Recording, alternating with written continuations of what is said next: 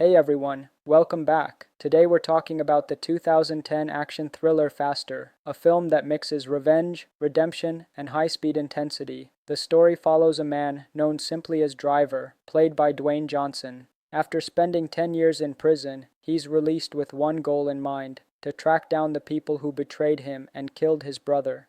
From the very first moments, the movie sets a dark and gritty tone, showing us a man driven by anger and grief, and nothing is going to stand in his way. What makes Faster different from other revenge films is the way it balances action with emotional weight. Yes, there are plenty of car chases, shootouts, and tense confrontations, but at its core it's also about justice, loss, and whether a man can escape his past. The cast added a lot of depth to the film. Alongside Dwayne Johnson, we have Bob Thornton as a worn-out detective who's trying to stop Driver before his revenge list is complete. Then there's Oliver Jackson Cohen, who plays a professional hitman hired to take Driver down, adding another layer of suspense to the story. Carla Gugino also appears as a detective who works with Thornton's character, giving the film a strong mix of personalities.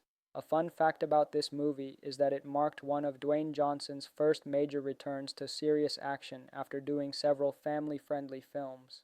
For many fans, this was a reminder of his tough, no-nonsense screen presence, and it helped shape the kind of roles he would take on in the years that followed.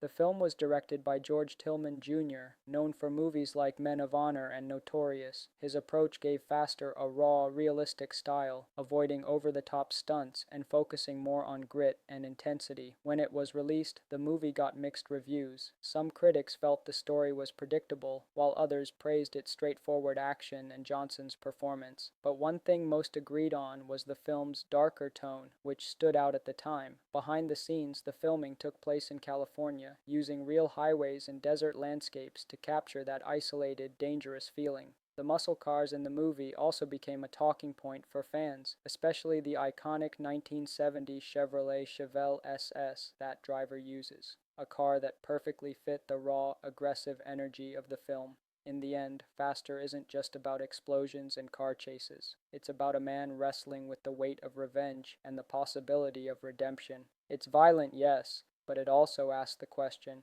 after all the anger is gone, what's left? So that's a closer look at Faster from 2010, its story, cast, and some interesting details from behind the scenes. Thanks for joining me, and I'll be back with more movie breakdowns soon.